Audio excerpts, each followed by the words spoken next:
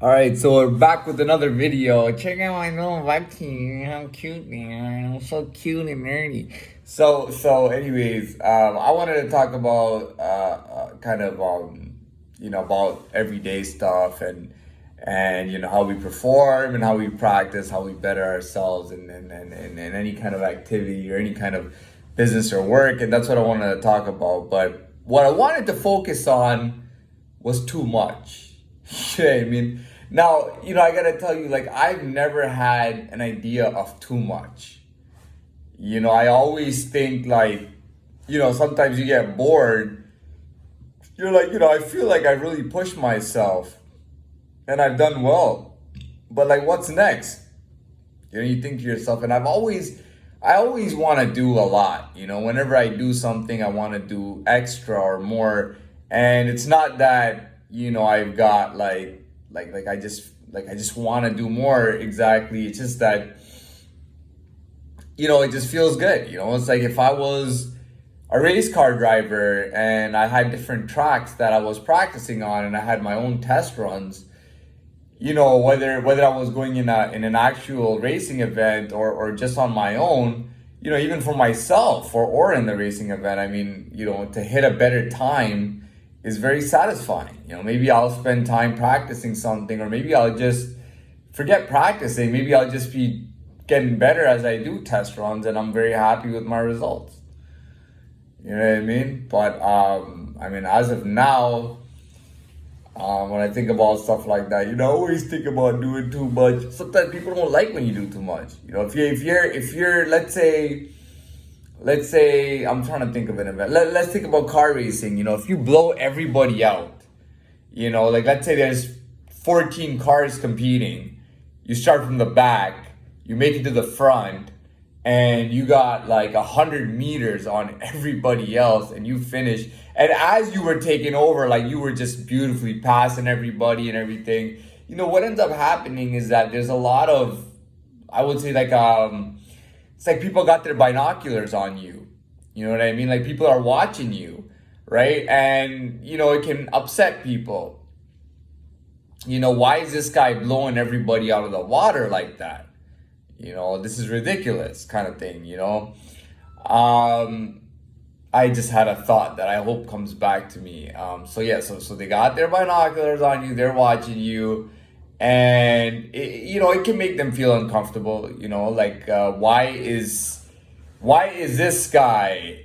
Because they're just viewing the event. You might have 10,000 people, by the way. You might have 2,000 people viewing your event. Either way, and it could be televised even, but it could not be televised, and it could be, whatever it is, or it could be watched by private scouts, kind of thing, not on a TV network, but whatever the case is, it could be watched or almost televised, not televised, I guess, watched for private footage or something. Maybe people are watching for themselves or whatnot. And when the fact that I guess I kind of understand where they're coming from. If they're sitting there and viewing, right, and they're there cheering on all these different racers, and you got 14, 15 different racers, and you're just totally doing that, what happens is that everybody's pretty much forced to look at you. Now, what is your personality like? Do you enjoy people looking at you? Are you taking in all the cheers? Are you racing with a I'm the man, or are you are you a little bit turned away from this crowd recognition, and are you just just doing your thing and getting out of there? Because that would probably make somebody very unliked or very disliked or unliked. As the people feel they have no power in there and they're just simply watching, and you're doing that. And I know it can be a big thing. Now, what I want to do is I want to try. Well, okay, we'll keep it at race cars. So, from what I know is that in today's world, I don't know about yesterday's world, but in today's world, that is a really bad look. In today's world, everybody has to be within ears. Everybody has to be close to each other. You ever watch those races and notice how everybody's pretty much all together the entire time?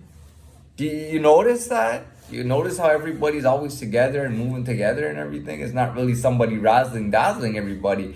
Now, I'll be honest with you. In my opinion, I always thought that, as a person or as an individual in any sport or in any performance, anything you do, you should blow it out of the water. Remember, I think I told you guys that I did a sales job part-time for about 6 months for the Hudson Bay Company.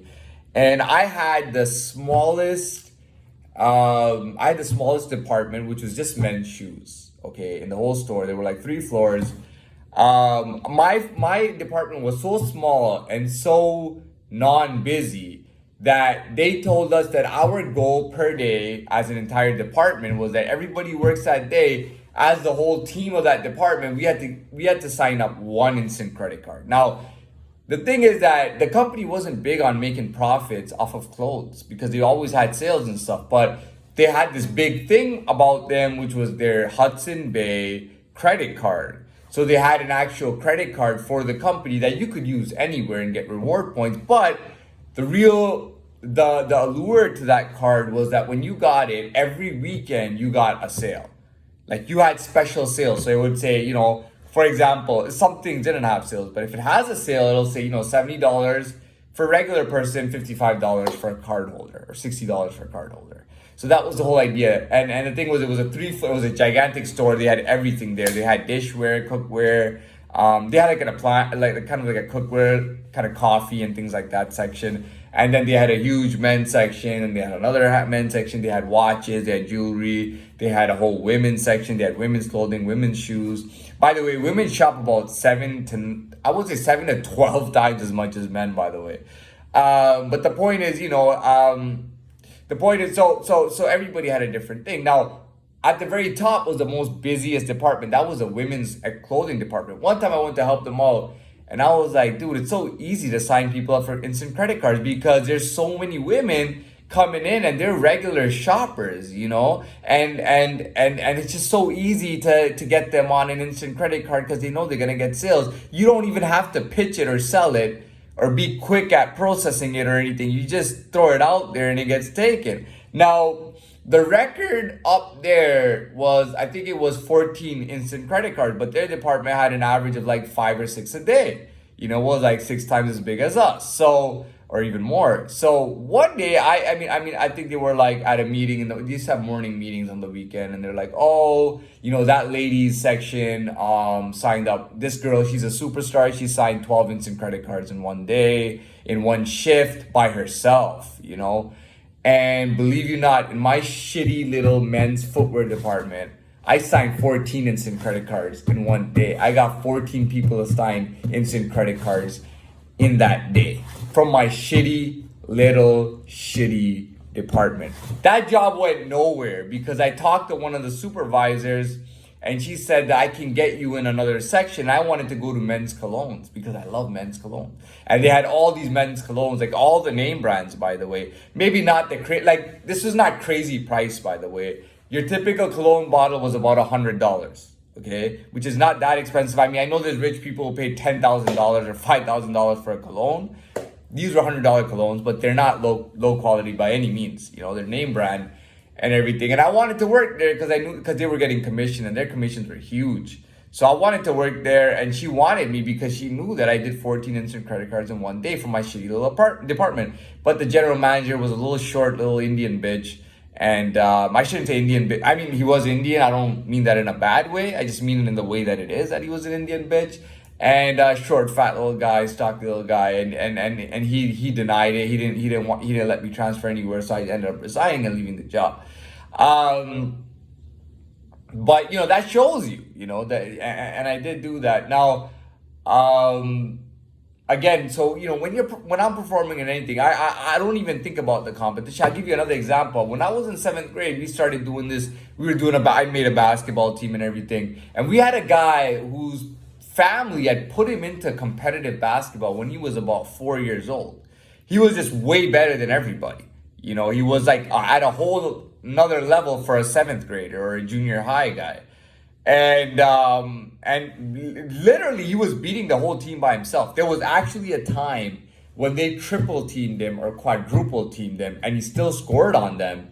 And the coach goes to his player, "That's good, just keep it up. We gotta just triple team him, quadruple team him." It was ridiculous. The guy was beating the teams on his own, And then the guys started getting really upset about it, the guys on the team. I didn't really care because I was like, well, I still get a couple of shots in and I pass him the ball, he scores everything, and we win, so who really gives a shit? But, the other guys didn't like it, and they wanted, they started putting pressure on him. Then he had to pass the ball to them. He had to take time off. He had to sit down. You know what I mean? So that's how it worked out. But I didn't really care. I was like, why not let the guy play and score? I mean, he's good enough. So I don't really have an idea when it comes to that. I'm also not very, sometimes I don't really have feelings for things like, oh, I feel bad, I feel good. I don't have that going on. Oh, did you not get enough time? Well, I feel really bad for you, kind of thing. I don't have that going on. And I don't set things up. A lot of people, they like to set everything up, let's pre-plan everything. Oh, give this guy the point, give him the point, that kind of thing. And I'm not really about that, and I live my life like that every day. I don't live like that. That's not my life and that's not me. I am a genuine person, but at the same time, I don't mind sitting out, going out in the shadows or going out of the game completely and letting people play each other. I don't mind, and that's what they want. And if they want that, go play yourselves. I'll go around a bit. I'll be back in a little while, and then and I'll get it cracking again. You know what I mean? But for me, it's all about, because we're not really, so let's get into soccer now. I know about the Brazil team. You know what I mean? I know about Brazil. Brazil had the most World Cups at one point. I remember in '98. I remember in '98, Brazil played France in the World Cup final, and France won it. And then I think they not. I might be wrong, but I think they came back in 2002 and they won the next World Cup. But I remember Brazil used to just be like, I mean, ever since historically, Brazil was just the best team, and every time they played, all their players were just so much better. You know what I mean? And you can see the pressure on the teams. It depends on who you're playing, right? I see Brazil versus Croatia, and these Croatians are not considered to be so good, but they're supposed to be tough and about being tough men. So it's like Brazil is just going at them. And they're trying to go at Brazil, and even though, you know what I mean, they're still being hardcore, and Brazil's allowed to kind of pretty much go full speed at them, and I watch that. At the same time, Brazil versus Netherlands, Brazil is all reserved and hanging back, and every now and then they'll do a little hat trick or show that, how good they are. And for the rest of the time, it's like Netherlands is beating them. I'm not saying they're letting them win. I'm just saying, that competitive spirit is dampened a bit when the other team is so popular, or they're favored to win, or they really care about winning. Maybe their country is just crazy about winning. They want to win. I'm not that big on winning and getting points and things like that. That's not really, I don't live for winning and losing. And I learned that, I learned that because, dude, you can watch a guy play and you can see the way he moves. The ball comes in. Some guys move like they might die that very moment or that day. You can see it in a guy. You know what I mean? Like the way a guy moves and talks and moves, it's like this guy literally knows that he might, or he thinks that he might die right now. Like this guy came out of the hood, man.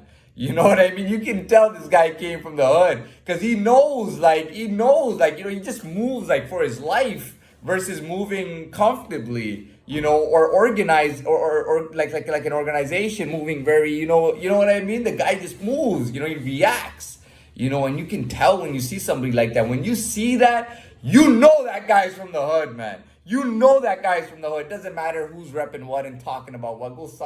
Shut the fuck up. Hey, it, man, because when a guy's moving like that, he's from the hood, man. You know what I mean?